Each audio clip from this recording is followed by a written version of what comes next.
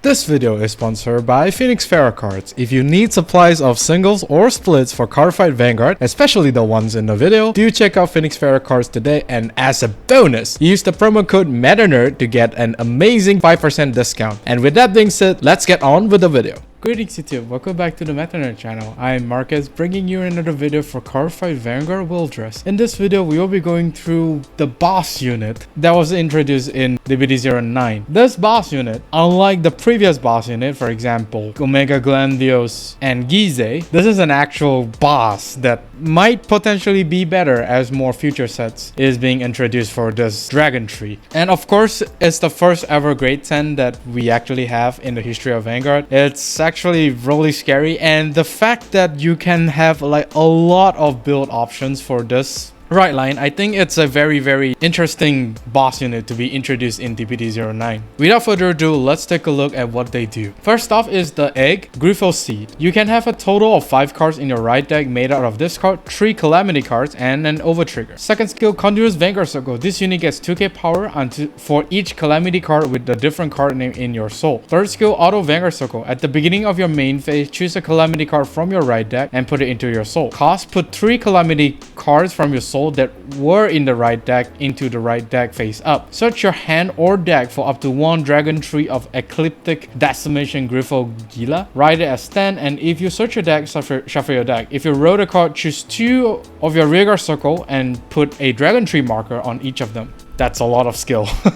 Anyways, Griphosid is basically your starter. This is probably the first time that I actually introduced a starter in a long while, because up until now, all of the starters actually have the same skill until this guy here. So this seed allows you to have 5 cards in your right deck. The first one, of course, is going to be him. 3 Calamity Order cards, as well as your Overtrigger. What this means is that you will not have access to an Overtrigger in your deck at the beginning of your turn. So I think the Q&A does mention this, is that you are only able to have 15 triggers in your main deck, because the Overtrigger is basically out into the right deck already. So you are still playing with 16 triggers, just that 15 triggers will be in your main deck. And what's more, since the Overtrigger is no longer in the main deck, what this means is that you will not have a defensive Overtrigger. I mean, at this point, you guys already know what Griphogila is gonna do. It's basically a confirm Overtrigger on the 6th turn. So in exchange for a confirmation in terms of activating the Overtrigger, I think it's fair to basically take away the defensive OT. Otherwise, this deck is going to be stupid. What's interesting about this card in particularly is that you don't have to discard to write, because you will never want to write, because he himself as the Vanguard is basically all you need. If you write into other things, you are never going to write the grade 10 ever again. So do be very careful. The power being at 6k base, I think it's pretty much standard for all starters within Cardfight Vanguard. And for every single Calamity cards that you have different names, it is going to give a 2k power to this guy. So which means that you're going to go from 6k to 8k to 10k every single time you manage to put a Calamity Order into the soul, which is actually very nice if you ask me. This will make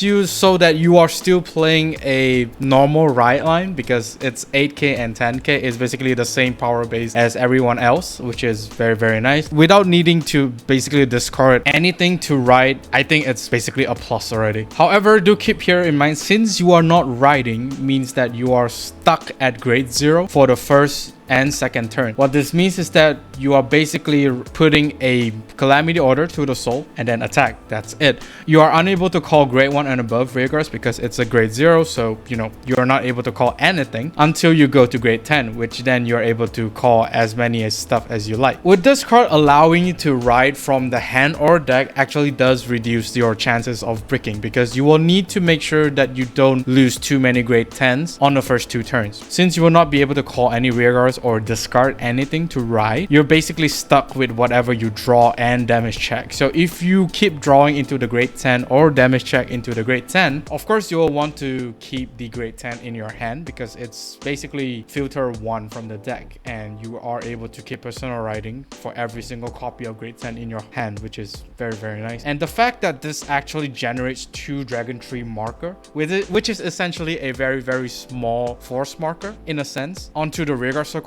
it actually accelerates what the grade 10 wants to have. Once we go into the grade 10, then maybe this skill will make sense. For now, just keep in mind that the 2 Dragontree Marker that was generated from this skill is actually really insane. For Calamity Orders that you will want to put in the right deck is basically these 3. Of course, there are different arts. I'm taking this one from DBT08. Yes, DBT08 already has this card. They are called Disaster, but for some reason they actually errata them to Calamity. They have the same name as well as the skill, of course. Their skill is basically just pay 1 Counterblast to get another Calamity from the deck. I don't think you'll want to run this in the main deck ever. You don't really want to do that other than of course in the right deck, because you need these 3 Calamity Orders in the right deck for your whole deck to function. So, but who knows, future sets might just give you value in you running Calamity Orders in your main deck. Moving on to the boss unit, Dragontree of Ecliptic Decimation Griphogila. Continuous Vanguard Circle. During your turn, this unit gets 5k power for each Dragontree Marker on your rearguard circle. If you have 3 or more, this unit gets critical +1. Second skill, auto Vanguard Circle once per turn. When this unit attacks a Vanguard, choose a face-up Calamity card from your right deck and remove it. If you do not remove a card, choose an over trigger from your right deck, reveal it, activate all of its trigger effects and additional effects. Remove it and stand all of your rearguards on your rearguard circle with a Dragontree Marker. We already know that it's a confirmation of the OT activation on turn 6. With that in mind, it makes this whole boss unit's gimmick to be revolved around you playing defensively as well as board control the opponent. So each and every nation has this. Maybe not so much for Stoicheia, but you know, it's basically an open-ended build for you to basically play it with whatever nation you want. Since this boss unit is nationless, you can play with whatever nation you want.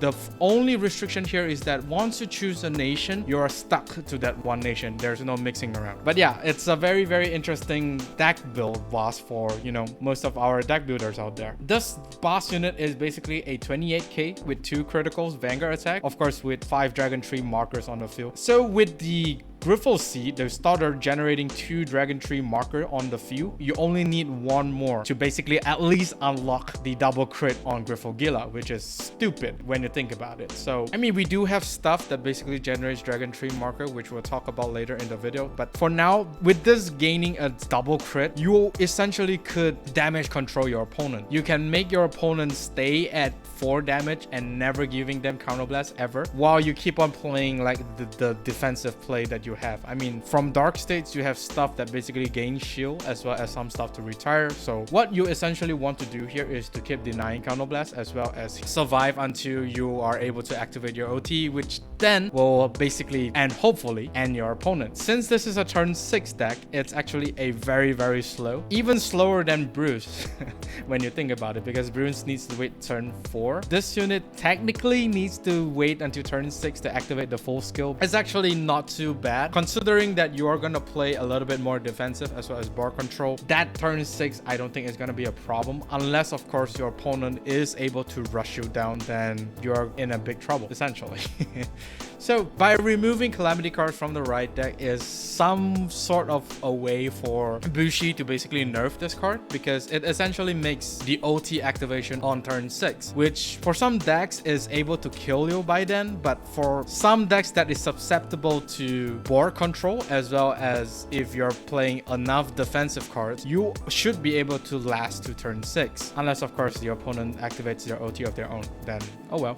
Each and every nation's OT are disgusting with this boss unit. Not really as much for Stoicheia, because Stoicheia basically activates every single triggers that we have in Cardfight Vanguard. So the most devastating one I think will be Brandt as well as Dragon Empire, because Dragon Empire as well as Brandt are the more explosive one as compared to the others. Dark State's not really that much. It's only gaining a 10k and a triple crit, although it could basically let you control your opponent even more, because if your opponent is at 3 damage, they essentially have to guard Griphogila every single turn. So it's actually not too bad, but you are playing a Dark State, so you might deck out first before your opponent actually dies. So that's something to think about. So with this card being introduced to standard, anything goes. You are able to play with whatever whatever nation that we have available, be it Dark States, Keter Sanctuary, Lyrical, or Dragon Empire. I can't wait to see what people come up with this deck, although we do see like a few combos out there already. So yeah, it's a minimum 5 attack deck as long as you put the 2 Dragontree Marker onto the front row, which is why the 2 Dragontree Marker on the starter is actually super important, because it basically allows you to attack at least 5 times when you ride into the grade 10. So for Dragontree Marker, as mentioned before, this is basically like a mini force marker. So essentially every single column that you have will be a 10k power boost, provided if both rearguard circle has Dragontree. I think it is intended by Bushi for Griphogila to have that, you know, very slow start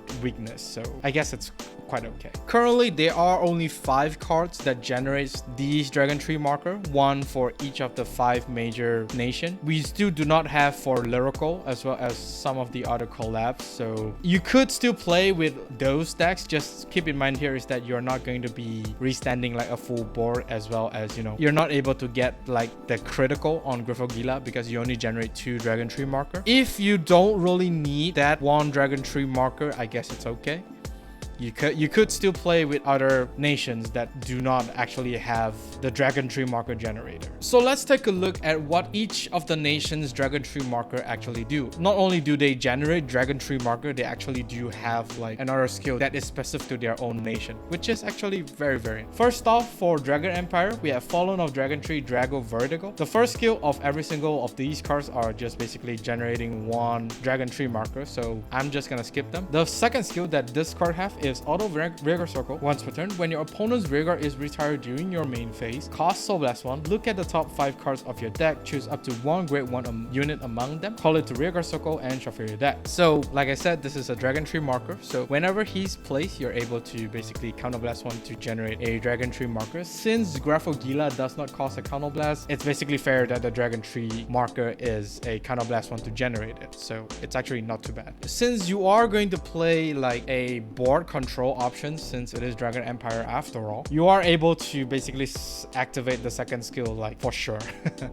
By paying 1 soul, you're able to check top 5 to call a grade 1. There are a few options which you can run alongside this card. The first one is of course going to be Silent Crow. Silent Crow, when placed, you're able to get the 5k, which will make this a 13k. Alongside the Dragontree Marker, this card is an 18k, which is quite scary if you think about it. And not only that, I don't think you will be retiring like 1 rearguard. You are potentially going to retire another one. So if you retire like another rearguard in the same column as Silent Crow, you're able to pay that 1 Counterblast to draw 1, which is essentially very nice, and you know, just hand advantage overall. And not only that, since we are talking about retiring stuff, there is an order card which you can play that actually could benefit from retiring stuff. That order being Best Hovers. Best Hovers is basically like your draw power for every single card you manage to retire. While yes, your retiring option is quite limited, but then again, with you being able to draw like 1 or twice, I think it's like a really good synergy already. So you know, it's a very nice. These 2 cards are not the only cards that is really good if you want to go Dragontree Dragon Empire route. There are still like a lot of good units that you can play inside Dragontree, so I do not have the brain capacity to